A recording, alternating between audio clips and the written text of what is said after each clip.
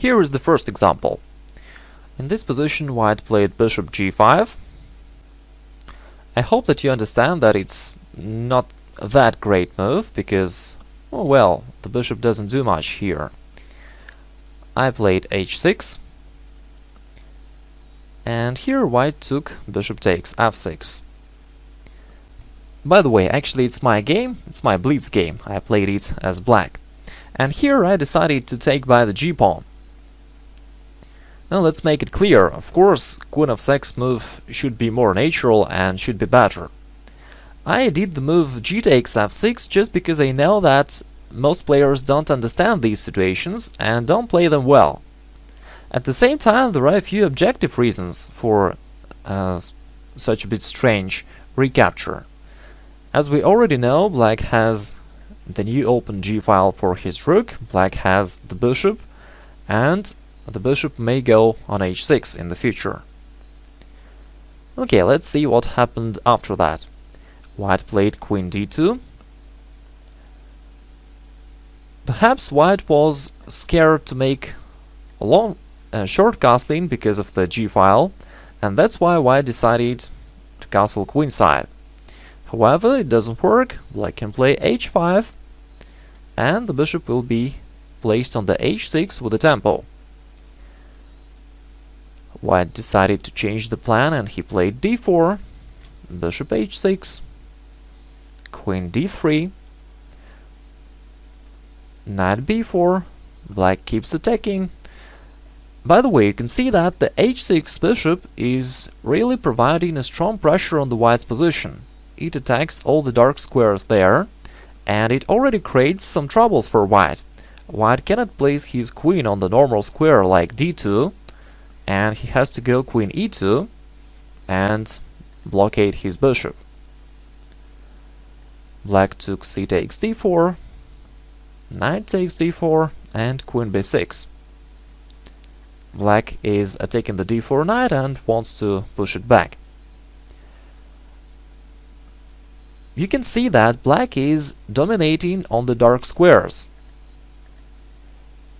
Because white doesn't have the dark square bishop on the e3, black got very active position quickly.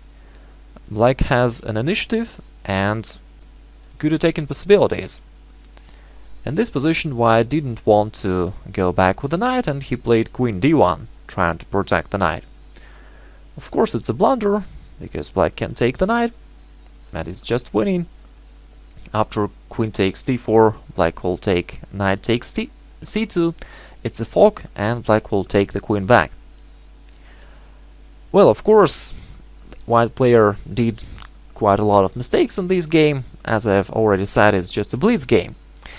Nevertheless, you see that black had a very good position. In any case, black is controlling all the dark squares. Black can place the h8 rook on the g file. Another rook may go on the open c file. So everything is great for black. The black's king feels comfortable in the center, in the e8. Black don't even need to waste time on making castling.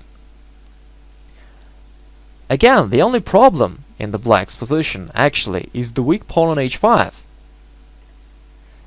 And in some positions, maybe this could be a problem for black. However, right now, of course, it's not, because black has too big activity. So white has to care rather about the defense. And if necessary, black can just push the pawn forward, h4, h3, and black will solve this problem easily.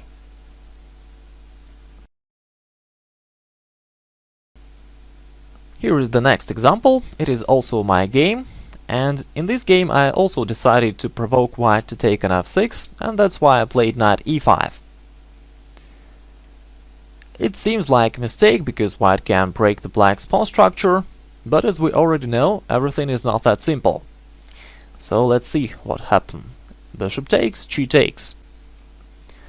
Again, we already know all the black's advantages here. The g file, the move bishop h6, and the very good control over the central squares. And the black's king. Well, right now it feels comfortable in the center. If necessary, black can make long castling at any time. White played queen e2 and queen c4. You may like to pay attention on this move also. What is the thing? Black has a few stable advantages. Black has a material advantage, 2 bishops. Also, the black's pawn structure in the center is very solid. These pawns are well protected, and black can easily protect them by the king, also by playing king e7. And all these stable positional factors determines the black's huge advantage in the endgame. In the middle game, white may try to use the black's weaknesses somehow, but in the endgame this will not be possible for sure, and that's why the endgame is very good for black. That is the reason of the black's move queen c4. White tried to avoid an exchange, he played queen e3. At the same time, as we already know, the dark squares are not well protected in the white's position because of a lack of dark squared bishop, and so black can use it, and I played h5, preparing bishop h6 move. Rook d1, bishop h6. Again, we can see that the bishop creates a strong pressure on the white's position, and it makes it unpleasant for white, because black controls now quite a lot of squares on the white's territory. White played queen e2. Now black can make this exchange. Queen takes, bishop takes, and h4. Since the h pawn is the only real weakness in the black's position, it makes sense for black to push it forward. After that, the black's rook h8 becomes more active, and also it makes this pawn more powerful, or at least black can push it to h4, to h3, and exchange this weakness. This is already good for black. White played bishop b5. White just tried to do something, because otherwise the white's position is simply bad. White has nothing to do, while black has a lot of possibilities to improve his position. Black can play rook c8, rook g8, king e7. Actually, black can do whatever he wants, while white just has to wait. You can see that an ending is really good for black. White tried to mix the things somehow, but it doesn't work really.